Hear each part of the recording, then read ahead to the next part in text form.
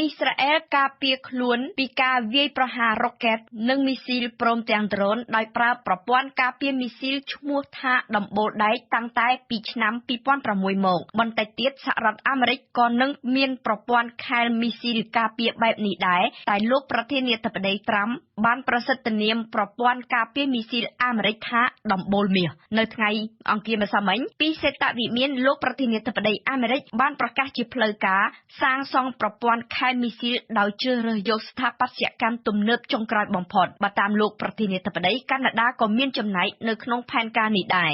ប្រព័ន្ធការពារមីស៊ីលដែលជាដំបូលគ្របការពារដែនដីសហរដ្ឋអាមេរិកទាំងមូលពីការវាយប្រហារមីស៊ីលផ្សេងៗនឹងចាប់ដំណើរការនៅចុងអាណត្តិរបស់លោកនឹងចំណាយថវិកាអស់សរុបប្រមាណ$175,000 លានសហរដ្ឋអាមេរិក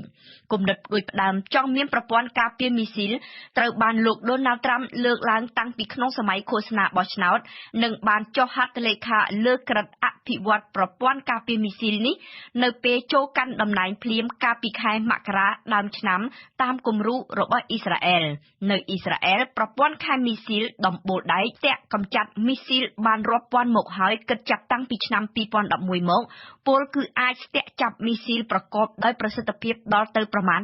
90% សម្រាប់អ្នកជំនាញគោលការណ៍របស់ប្រព័ន្ធការពារមីស៊ីលគឺដើម្បីប្រឆាំងតបតនឹងការវាយប្រហារមីស៊ីលរយៈខ្លីនិងមធ្យមមិនមែនសម្រាប់ទប់ទល់នឹងចាប់មីស៊ីលអន្តរទ្វីបបាញ់ឆ្លងទ្វីបសំដៅសហរដ្ឋអាមេរិកទេក៏ប៉ុន្តែទោះជាយ៉ាងដូច្នេះក្តីក៏ផែនការសាងសង់ប្រព័ន្ធការពារមីស៊ីលអាមេរិកនេះបានបំផុសឲ្យមានប្រតិកម្មយ៉ាងច្រើនរុស្ស៊ីនិងចិនបានចេញមុខរិះគន់មុនគេគម្រោងប្រព័ន្ធការពារមីស៊ីលអាមេរិកជាផែនការសង្គ្រាមដោយសម័យសង្គ្រាមត្រជាក់និងជាបញ្ហាអធិបតេយ្យភាពរបស់អាមេរិកក៏ប៉ុន្តែមូស្គូយល់ថាអាមេរិកត្រូវតែតាក់ទងមុខរុស្ស៊ីដើម្បីស្ថិរភាពជាយុទ្ធសាស្ត្ររវាងអាមេរិកនិងរុស្ស៊ីឯចិនបានអំពាវនាវឲ្យអាមេរិកបោះបង់គម្រោងសាងសង់ប្រព័ន្ធខែលមីស៊ីលនេះវិញ